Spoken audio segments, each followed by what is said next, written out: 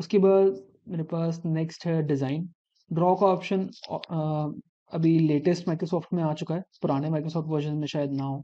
तो इसमें आप बस ये सिलेक्ट करके कुछ भी आप अपनी माइक्रोसॉफ्ट शीट पे ऐसे ड्रॉ कर सकते हैं ड्रैग एंड उससे, राइट। और ये रूलर होता है, रूलर से आप स्ट्रेट लाइंस ड्रॉ कर सकते हैं।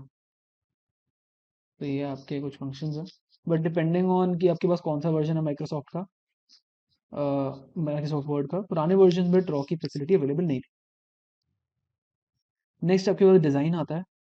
तो जैसे मैंने आपको स्टार्टिंग में बताया था कि होम टैब में आपके पास कुछ स्टाइल्स हैं। ये जो स्टाइल्स होते हैं वो एक स्पेसिफिक लेआउट का पार्ट होते हैं। तो अभी जो डिफ़ॉल्ट लेआउट था ये उसके स्टाइल्स हैं। अगर मैं यहाँ पे जाके डिज़ाइन पे जाके ये डॉक्यूमेंट फॉर्मेटिंग के ऑप्शन से ये चेंज कर दूँ, तो आपका जो टाइटल और जो आपने जितने भी स्टाइल्स होम टैब पे सिलेक्ट करे थे उनका स्टाइल चेंज हो जाएगा, क्योंकि वो इस लेआउट का पार्ट होंगे, वो इस स्टाइल का पार्ट हो। तो जैसे अगर मैं ये वाला स्टाइल चूज करता हूँ तो मेरी जो हेडिंग है, जो मेरी सब हेडिंग है, वो उस हिसाब से फॉर्मेट हो जाएगी। ठीक है। जैसे मैं यहाँ पे लेफ्ट साइड कर दिया तो ये फॉर्मेटिंग हो गई, अगर मैंने ये कर दिया तो ये फॉर्मेटिंग हो गई। और क्योंकि मैंने इनको, इस टेक्स्ट को यहाँ से टाइटल करके सिलेक्ट करा था, वो ऑटोमेटिकली उन स्टाइल्स पे फॉर्मेट हो जाता है। तो तो जो ये स्टाइल्स हैं वो इन डिजाइन्स का पार्ट है। ये जो डिजाइन या लेआउट है इसका पार्ट है वो स्टाइल्स। तो जैसे मैं यहाँ से डिजाइन चेंज करूंगा तो जो ये स्टाइल्स हैं वो उन वर्ड टेक्स्ट के लिए चेंज हो जाएगा। तो बाय डिफॉल्ट जो टाइटल था उसका स्टाइल कुछ और था। मैं जब डिजाइन पे जाके कोई और डिजाइन सिलेक्ट करूंगा तो उस डिजाइन का जो टाइटल वाला टेक्स्ट है वो उस स्टाइल में कन्वर्ट हो जाएगा जो इस डिजाइन का पार्ट है। ठीक है, तो इसको ज़्यादा कॉम्प्लिकेट नहीं करते। तो आपको एक चीज़ प्रेफर करनी चाहिए, वो ये है कि जो भी टेक्स्ट है आप उसको यहाँ से ही चूज़ कर लें कि वो टाइटल है, वो हेडिंग वन है, वो सब हेडिंग है, वो सब टाइटल है, या फिर नॉर्मल टेक्स्ट है। जब आप ये कर लेंगे तो डायरेक्टली जो टेक्स्ट जिस टाइटल होगा या फिर हेडिंग होगी वो ऑटोमेटिकली अपने आप को फॉर्मेट कर लेगी अकॉर्डिंग टू जो भी आप यहाँ पे स्टाइल चूज करेंगे। That's it. या फिर अगर आपको खुद से फॉर्मेटिंग करनी है तो वो मैंने आपको बता ही दिया है कि टेक्स्ट का साइज कैसे इंक्रीज करते हैं, उसको हाईलाइट कैसे करते हैं, उसके कलर कैसे चेंज करते हैं। ठीक है। तो अच्छा, इसके बाद आपके पास जो इंपॉर्टेंट ऑप्शंस होते हैं वो होते हैं पैराग्राफ स्पेसिंग, कि आपको पैराग्राफ्स के बीच में स्पेस कैसी चाहिए। जैसे ये दो पैराग्राफ्स है तो जैसे जैसे मैं डिफरेंट ऑप्शंस पे जाऊंगा ये स्पेसिंग इंक्रीज या डिक्रीज होती रहेगी। तो आप यहाँ से पैराग्राफ्स की स्पेसिंग भी कर सकते हैं चेंज। अगर आपको सब कुछ डिफ़ॉल्ट सेट करना है तो यहाँ पे सेट एज डिफ़ॉल्ट भी कर सकते हैं आप। तो ओके करा तो सब कुछ एज डिफ़ॉल्ट सेटिंग हो चुकी है। इसके बाद आपके पास ऑप्शन रहता है वाटर मार्क ऐड करने का। तो वाटर मार्क क्या होता है, कभी बार आपने देखा हो कि कुछ पेजेस के बैकग्राउंड में एक ऐसी टेक्स्ट लिखा होता है, वो बहुत बैकग्राउंड में ही एक बस एक टेक्स्ट होता है, उसको हम वाटर मार्क बोलते हैं।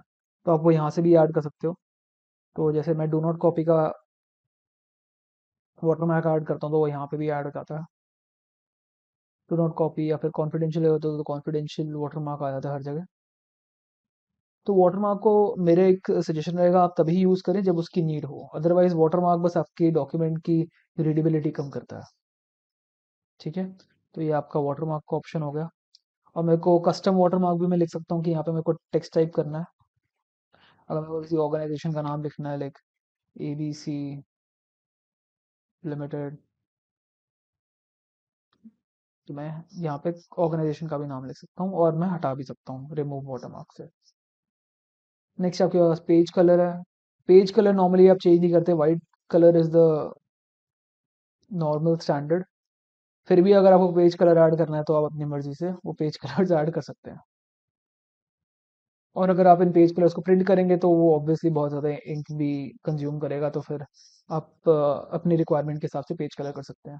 उसके बाद आपके पास पेज बॉर्डर्स हैं, तो आप पेज का बॉर्डर भी सेट कर सकते हैं। तो अगर मेरे पास अभी नन बॉर्डर है तो अभी मैं ऐसे कोई भी बॉर्डर ऐसे सेलेक्ट करता हूँ, कलर ब्लैक, उसकी वेट थोड़ी सी इंक्रीज कर देता हूँ यहाँ से एंड ओके पे क्लिक करता हूँ। तो अब मेरे पास एक बॉर्डर आ गया मेरे पेज पे। तो आप देख सकते हैं कि जब मैंने कुछ फॉर्मेटिंग ऑप्शंस लगा दिए हैं तो ये डॉक्यूमेंट अब बहुत अच्छा लग रहा है कि मेरे पास यहाँ पे हेडर्स भी हैं मेरे पास। अभी मैंने इसमें सिर्फ फुटर नहीं डाल रखा, सिर्फ पेज नंबर डाल रखा है। तो मेरे पास पेज नंबर ही, मेरे पास पेज का बॉर्डर भी है, मैंने हेडिंग सब हेडिंग भी फॉर्मेट कर दिया है। मैं टेक्स्ट को बोल्ड भी कर सकता हूँ और मैंने बुलेट्स भी ऐड कर रखी हैं, इक्वेशंस भी काफ़ी प्रोफेशनल है यहाँ पे। तो यही आपको वर्ड हेल्प करता है कि अच्छा सा एक डॉक्यूमेंट प्रोफेशनल डॉक्यूमेंट्स बनाने में काफ़ी हेल्प कर रहा है। तो ये आपके पास पेज के बॉर्डर ऑप्शन हैं, आपको कुछ 3D बॉर्डर ऐड करना है तो वो भी आप ऐसे ओके करके 3D बॉर्डर ऐड कर सकते हैं। सॉरी, वो बॉर्डर सेलेक्ट नहीं होता। फिर आपके पास शैडो बॉर्डर्स भी हैं, तो आप शैडो बॉर्डर्स भी चूज़ कर सकते हैं। इसकी विड्थ इंक्रीज कर लेते हैं और ओके पे क्लिक करते हैं, तो अब आपके पास दूसरे टाइप के बॉर्डर्स आ चुके हैं। कंट्रोल जी पे क्लिक करके मैंने जो एक्शन अंडू भी कर सकता हूँ, तो मैंने कंट्रोल जी पे क्लिक करके पुराने बॉर्डर्स पे आ गया मैं। देन आपके पास लेआउट के टैब में आते हैं। फर्स्ट आपके पास ऑप्शन है मार्जिन का। मार्जिन बहुत इंपॉर्टेंट रहते हैं। अगर आपके पास बहुत सारा टेक्स्ट है और जैसे यहाँ पे मेरे पास काफ़ी कम टेक्स्ट है और मेरा जो मार्जिन है वो बहुत ज़्यादा है, तो अगर मेरे को कोई डॉक्यूमेंट प्रिंट करना है और मेरे पास बहुत सारा टेक्स्ट है और वो सिर्फ रीडिंग के लिए ही है, अगर आपको सिर्फ रीडिंग के लिए प्रिंट लेना है तो आप प्रेफर करेंगे कि ज़्यादा टेक्स्ट फिट हो जाए या फिर ज़्यादा इन्फॉर्मेशन फिट हो जाए एक ही पेज में। तो उस केस में आप मार्जिन कम कर सकते हैं। मतलब मैं नैरो पे क्लिक करता हूँ तो मार्जिन कम हो गए। अब आप देख सकते हैं काफ़ी सारा कंटेंट आ गया और वो जो इन्फॉर्मेशन है वो सारी की सारी बॉर्डर्स की तरह शिफ्ट हो चुकी है। तो ये आपके मार्जिन होते हैं। तो ये मॉडरेट मार्जिन हैं, ये नॉर्मल मार्जिन हैं। मैं वाइड मार्जिन भी कर सकता हूँ ऐसे। तो ये आपके मार्जिन होते हैं, तो मैं भी नॉर्मल मार्जिन पे क्लिक कर देता हूँ। फिर आपकी ओरिएंटेशन हो गई पोर्ट्रेट एंड लैंडस्केप। आप उसको लैंडस्केप में भी कन्वर्ट कर सकते हैं, लाइक दिस। अब ये लैंडस्केप में हो गया तो मतलब जो आपकी लंबी साइड है वो वैसे ऊपर आ गई है। और ये है पोर्ट्रेट मोड। फिर आपके पास कॉलम्स डालने का ऑप्शन रहता है। अब ये सिंगल कॉलम फॉर्मेट में है कि जो मेरा टेक्स्ट है या जो मेरा फ्लो है वो एक ही कॉलम में चल रहा है। मैं 2 कॉलम्स में कर दूंगा। तो 2 कॉलम्स में वो अभी इसलिए नहीं आ रहा क्योंकि अमाउंट ऑफ टेक्स्ट कम है। अगर मेरा अमाउंट ऑफ टेक्स्ट बहुत ज़्यादा होता तो वो ट्राई करता कि वो 2 कॉलम फॉर्मेट में ही शिफ्ट कर दे।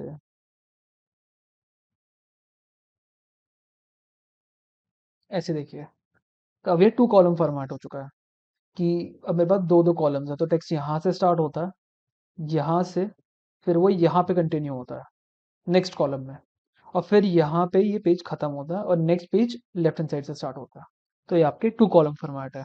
इसके अंदर ज़्यादा टेक्स्ट फिट आ जाता है, तो आप 2 कॉलम फॉर्मेट भी यूज़ कर सकते हैं। जैसे जो आपकी रिसर्च पेपर्स होते हैं वो सारे इसी फॉर्मेट में पब्लिश होते हैं।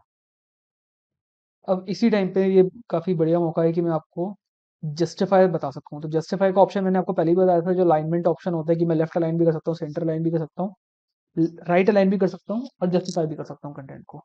तो अगर मेरे पास ये पैराग्राफ है, अब मैं इस पर डिफरेंट डिफरेंट अलाइनमेंट्स लगा के दिखाता हूँ। अभी आप देख सकते हैं ये लेफ्ट अलाइन है, तो लेफ्ट में पूरा एक स्ट्रेट लाइन है और राइट में आपके पास ये इम्परफेक्शंस हैं। अब मैं इसको सेंटर लाइन कर सकता हूँ, तो अब ये सेंटर में अलाइन हो चुका है। वो कोई आपको लाइन नहीं दिखती बट ये सेंटर लाइन है और लेफ्ट एंड राइट साइड दोनों में अभी इम्परफेक्शंस है। ये राइट अलाइन है तो ये राइट साइड पे एक लाइन बन गई है, अलाइन हो चुका है टेक्स्ट। अब मैं जस्टिफाई पे क्लिक करता हूँ। अब देखिए, अब ये टेक्स्ट में उसने ऑटोमेटिकली स्पेसिंग ऐड कर ली है जिससे वो राइट साइड और लेफ्ट साइड दोनों पे अलाइन हो चुका है। और जब स्पेशली मैं 2 कॉलम फॉर्मेटिंग करता हूँ तो ये जस्टिफाई और भी ज़्यादा अच्छा लगता है। ये देखिए, अभी कितना बेटर लग रहा है एज कम्पेयर टू जो ये पहले था।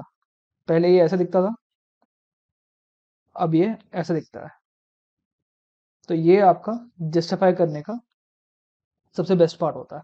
और जो आपके न्यूज़पेपर्स में कॉलम होते हैं वो सारे जस्टिफाइड होते हैं, वो ऐसे ही होते हैं। उनके बीच में वो थोड़ी वर्ड्स के बीच में स्पेसिंग चेंज हो जाती है, बट उनका लेफ्ट एंड राइट साइड पे यूनिफॉर्मिटी काफ़ी इंक्रीज हो जाती है इससे। यूनिफॉर्मिटी मतलब काफ़ी सेम हो जाती हैं चीज़ें, अच्छी लगती है, अलाइंड होती हैं।